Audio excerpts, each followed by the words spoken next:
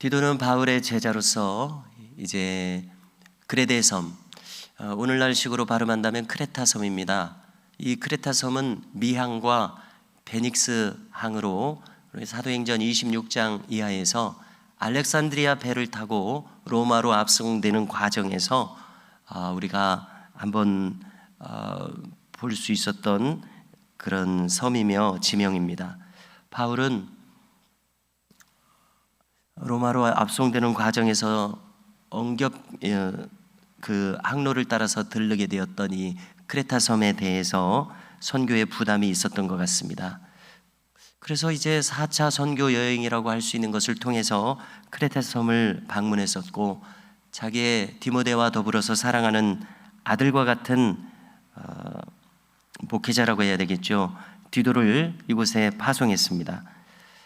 바울은 디도서를 통해서 각 성에 장로들을 세우라고 했는데, 또 그 장로들은 목회자를 가리키는 것이죠. 그 지도자들에 대한 권면을 계속하고 있습니다. 먼저 1절에서 통치자들과 권세 잡은 자들에게 복종하고 순종할 것을 가르치라고 합니다. 로마 제국 관내에 있었기 때문에 이것은 로마 황제를 비롯한 총독, 이 로마 관리들을 가리킵니다. 그들에게 복종하고 순종할 것을 가르치는데요, 이것은 바울 서신에서 일관되게 나오고 있습니다. 그리고 그 목적은 분명합니다. 디모데전서 2장 2절에서 나온 것처럼 그 이유는 믿는 사람들이 그렇게 함으로써 모든 경건과 단정함으로 고요하고 평안한 생활을 하기 위함이라고 합니다. 맹목적으로 위에 있는 권세들에게 복종하는 것이 아니라 경건한 신앙생활을 위해서 그렇게 해야 한다고 가르치고 있음을 우리가 듣게 됩니다. 또 이 교회와 국가 권력에 대한 이 관계에 대해서 말하고 있다고 봐야 되겠는데요, 얼마 전에 새벽에 로마서 13장을 다루면서 잠시 언급한 바가 있습니다.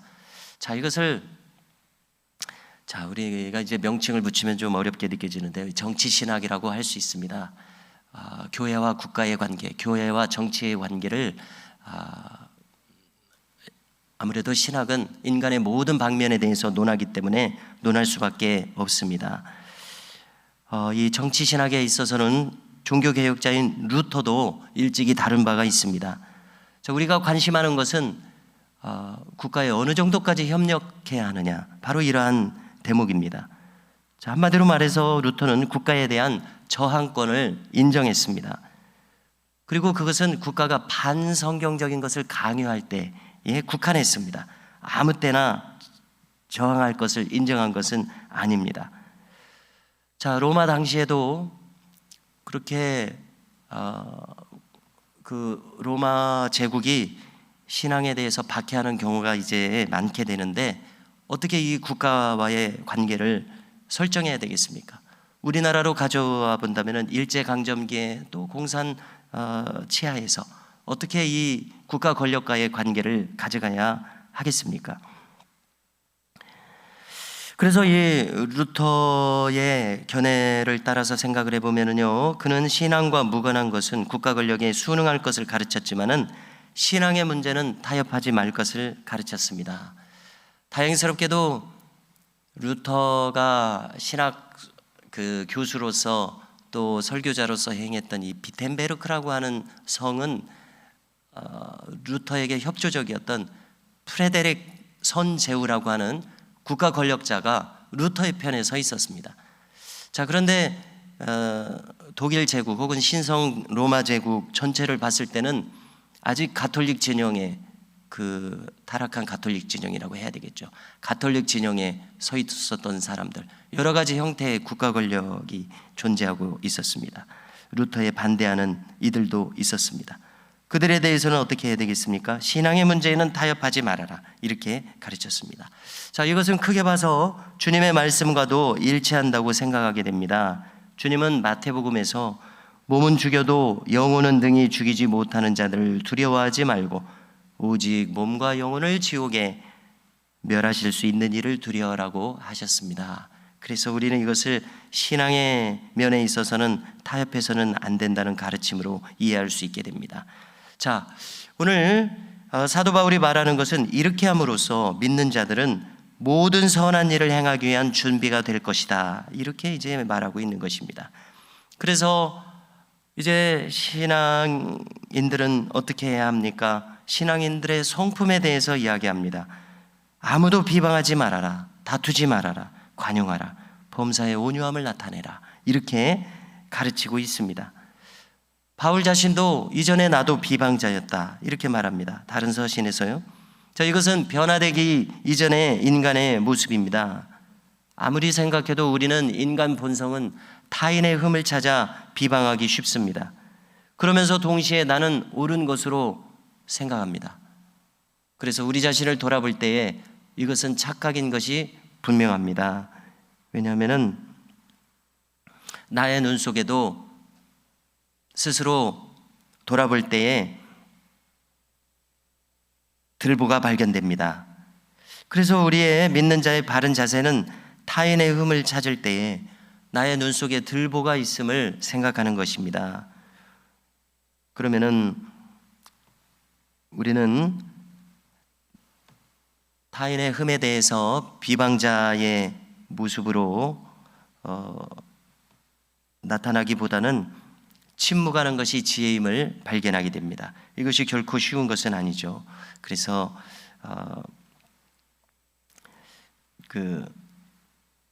아무도 비방하지 말라, 이 바울의 권면을 잘 헤아릴 수 있어야 하겠습니다. 나에게 적용할 수 있어야 되겠습니다. 아무래도 바울은 믿는 자의 모습은 관용하는 모습으로 나타나야 한다고 강조하고 있습니다. 자, 이것은 다른 곳에서는 오래 참으라고 말하는 것과 일맥상통합니다. 우리는 주장하는 자세를 가짐으로써, 또 억압함으로써, 강요함으로써 상대를 변화시킬 수 없습니다. 우리가 이러한 모습으로 나타나기 쉬운데요, 억지로 될 수 있는 일이 아닙니다. 그러므로 우리는 오래 참는 수밖에 없습니다. 가룟 유다를 생각해 보면요, 주님에게도 가룟 유다가 있었습니다. 마지막까지 그는 변화되지 못했습니다. 바울에게도 구리세공업자 알렉산더가 있었습니다. 그가 내게 해를 많이 끼쳤다고 말합니다. 후메네오와 알렉산더와 같은 사람들은 바울을 끊임없이 괴롭혔습니다. 그래서 바울은 말합니다. 우리도 전에는 어리석은 자였다고 합니다. 그래서 그 어리석은 모습들, 이전에 변화되기 전의 모습들을 계속 열거합니다. 어리석은 자였습니다. 불순종했습니다. 또 자기를 기만하는 자였습니다. 정욕과 행락에 종노릇했습니다. 악독과 투기를 일삼았습니다. 가증스럽고 피차 증오하는 자였다고 말합니다. 이처럼 변화되기 이전의 모습은 한마디로 중생하지 못한 모습, 바울 자신에게서 먼저 발견하고 있습니다. 우리도 마찬가지일 것입니다. 그러나 우리가 믿게 될 때에 하나님은 이와 같은 우리의 모습을 변화시키십니다. 그리고 이것이 성화의 과정으로 나타납니다. 한마디로 바울은 간단 명료하게 오늘 디도서 이 서신에서 말하고 있습니다. 중생의 씻음, 성령의 새롭게 하심이 있다고 말합니다. 디도는 바울의 제자이기 때문에 이렇게만 말해도 통하기 때문에 이렇게 간단하게 말하지 않았나, 이런 생각도 들어집니다. 자, 우리의 경험은 무엇입니까? 우리가 한 번에 변화되지 않더라는 것입니다. 변화되지 않을 뿐만이 아니라 우리는 과거로 퇴행하기도 합니다. 이것은 우리의 본성이 얼마나 타락했는지를 잘 보여준다고 생각합니다. 자, 그래서 우리가 엊그제도 살핀 것처럼 바울은 악한 데 미련하고 선한 데 지혜롭기를 바란다고 했습니다. 이것은 우리가 거듭 연단되어야 함을 말씀하는 대목이라고 생각합니다. 아무래도 우리는 반복과 훈련으로서 변화될 수 있습니다. 우리의 신앙 인격이 부단히 갈고 닦여져야 함을 잘 보여주고 있다고 생각합니다. 중생의 씻음, 성령의 새롭게 하심, 매번 우리에게 필요한 성령의 역사하심입니다. 자, 6절에서 이것이 바로 성령의 역사하심을 밝히고 있습니다. 바울의 기도는 무엇인가 하면은 우리에게 성령을 풍성히 부어주시는 일을 기대하고 있습니다. 바라고 있습니다.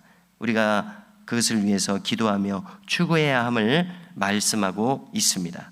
그 결과 우리가 의롭다 여김을 받고 영생의 소망을 따라서 상속자가 되게 하신다고 말합니다. 생각해 볼 때에 참으로 놀라운 일입니다. 상속자, 이것이 우리의 눈에 번쩍 띄어질 정도로 들어옵니다. 전에는 미련하고 불순종하는 자였습니다. 그러나 이제는 주의 나라의 상속자가 됩니다. 하나님의 상속자가 됩니다. 자, 로마서를 통해서 보면은 그리스도와 함께한 상속자라고 말씀하시지 않습니까? 이름하여 그리스도와의 공동 상속자입니다. 생각해 볼 때에 어찌 이런 일이 있을 수 있는가 생각하게 됩니다. 다시금 다윗의 고백이 떠오릅니다. 다윗은 말합니다. 하나님으로부터 받은 은혜가 얼마나 큰지, 나는 누구이오며 내 집은 누구이기에 이에 이르게 하셨나이까. 생각해 보면은 우리도 같은 고백을 할 수밖에 없습니다. 미천하고 거역했던 우리 자신을 그리스도와의 공동 상속자의 반열까지 올려주신다는 말씀입니다. 그래서 생각해 볼 때 어떻게 이런 일이 가능할 수 있는가? 우리는 놀라며 감격하지 않을 수 없습니다. 생각해 볼 때 믿을 수 없는 일이 우리에게 일어날 것입니다. 우리의 위상이 그처럼 높아지는 데 대해서 놀라지 않을 수 없습니다. 한마디로 우리가 전에는 불순종하는 자였으나 이제는 주의 나라를 상속하는 상속자라는 이 사실을 붙들어야겠습니다. 그리고 그에 합당한 신앙 인격으로 성화되기를 끊임없이 추구하는 우리가 될 수 있기를 바랍니다.